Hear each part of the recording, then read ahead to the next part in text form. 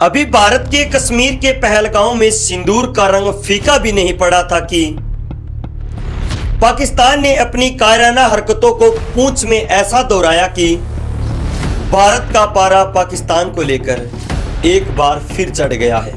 यह सवाल उठने लगा है कि क्या पाकिस्तान को इस बार निर्णायक जंग की तलाश है, क्योंकि पहलगांव की वादियों में जब लाल सिंदूर बिखरा था तब वो एक आतंकवादी हमला नहीं था, वो भारत की आत्मा पर आघात था।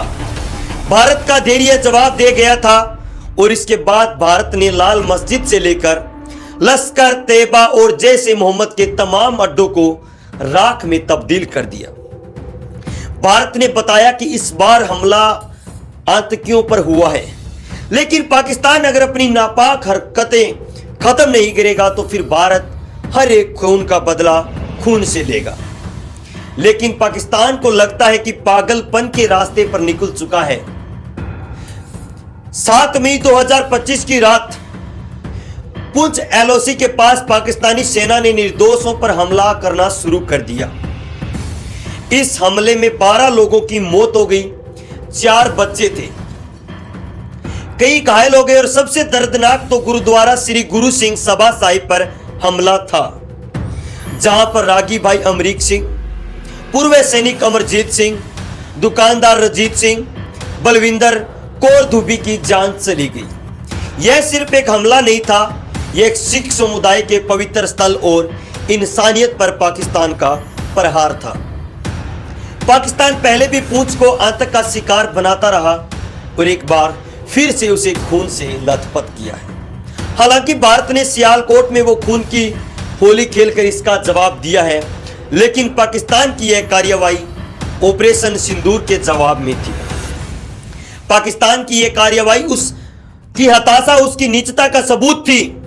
पाकिस्तान का गुरुद्वारे पर हमला, जहां अरदास और शांति का संदेश गूंजता है, पाकिस्तान की मानसिकता को उजागर करने वाला था कि पाकिस्तान पागलपन के किस हद तक जा चुका है कि जो भारत को अस्थिर करने के लिए अब किसी भी हद तक जा सकता है।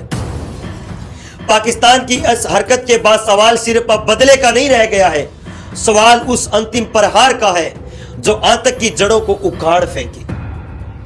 पूंछ का खून, पहलगांव का जख्म और गुरुद्वारे पर हमला अब और सहनशीलता की मांग नहीं करता, और इसलिए आज 140 करोड़ आवाम पूछ रही है कि क्या यह वक्त नहीं है कि भारत एक ऐसा सबक सिखाए जो पाकिस्तान की मौजूदा सत्ता ही नहीं बल्कि उसकी आने वाली नस्लों को भी बेगुनाहों पर आतंक फैलाने के ख्याल मात्र से थरथरा दे। सवाल यह है कि पहलगांव के बाद भारत ने ऑपरेशन सिंदूर किया। अब जब पाकिस्तान निचता पर आ गया है और आम लोगों को निशाना बना रहा है, पूंछ में बना रहा है, तो भारत का अगला कदम क्या होगा? भारत के पास कई रास्ते हैं, लेकिन प्रत्येक रास्ते को सावधानी और दृढ़ता के साथ चुनना जैसे सैन्य कार्रवाई का रास्ता है। ऑपरेशन सिंदूर जैसे सटीक हमलों को और तेज करना पड़ेगा। विशेष बलों के जरिए सीमा पार घुसपैठ कर आतंकी ठिकानों और उनके आकाओं को फिर से निशाना बनाना होगा। भारतीय सेना ने पहली ही जवाबी कार्रवाई में पाकिस्तान की तमाम चौकियों को नष्ट कर दिया था।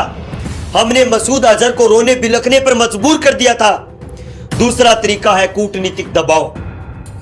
भारत को वैश्विक मंचों पर पाकिस्तान को अलग करना होगा, दिखाना होगा कि वो पाकिस्तान जो हिंदुस्तान से सीधा नहीं लड़ सकता, वो कभी पहलगांव में किसी के कलावे को देकर, किसी के धर्म को देकर उनके माथे पे गोली मरवाता है या मारता है। कहता है जाकर अपने देश के प्रधानमंत्री को बताना। वो कश्मीर और बाकी राज्यों के बीच में खाई पैदा करना चाहता है। वो हिंदुस्तान में हिंदू मुसलमान का बवाल कराना चाहता है और पाकिस्तान की इस आतंकवाद को दुनिया के सामने एक्सपोज करना होगा। उसके खिलाफ कड़े प्रतिबंधों की मांग करना होगा। सिंधु जल समझौते पर पूरी तरह से रोक लगाना होगा। अटारी बॉर्डर जो हमने बंद किया है, ऐसे और निर्णायक कदम उठाने होंगे।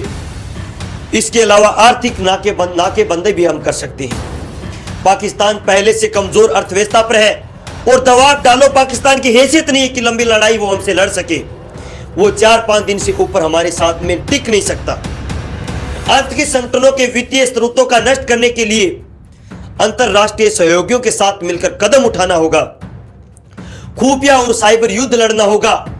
पाकिस्तान वो देश है जो मिसाई फैशन से भरा हुआ है। फेक न्यूज की हर जंग पाकिस्तान जीत सकता है। भारत के उसने 5 राफेल उड़ा दिए, भारत के मंत्रियों में लड़ाई करवा दी, भारत के तमाम इलाकों को उसने उड़ा दिया फेक न्यूज में। वहां पर भारत को सतर्क रहना होगा। पाकिस्तान के आतंकी ढांचे को कमजोर करने के लिए साइबर हमले, खुफिया ऑपरेशनों को बढ़ावा देना होगा।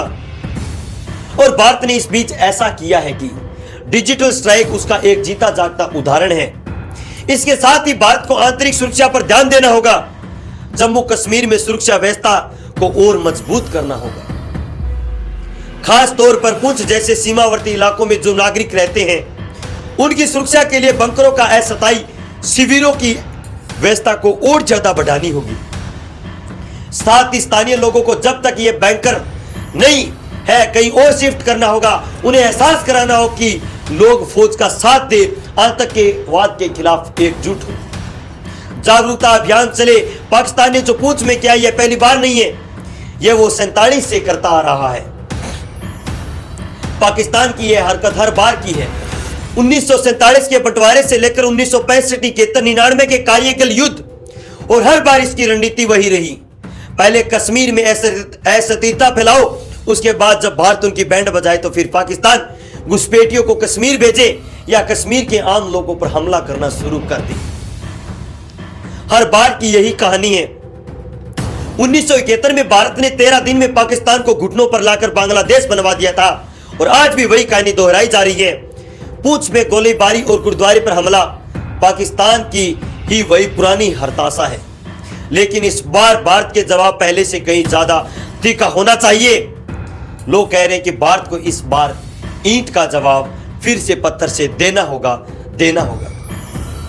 या पत्थर की जगह इस बार तो वो पुंछ में किया पहाड़ उठाकर ही दे दिया। वैसे पाकिस्तान की बौखलाहट समझ में आ रही है। पाकिस्तान की इस बौखलाहट की एक बड़ी वजह है कश्मीरियों का बदला हुआ रुख।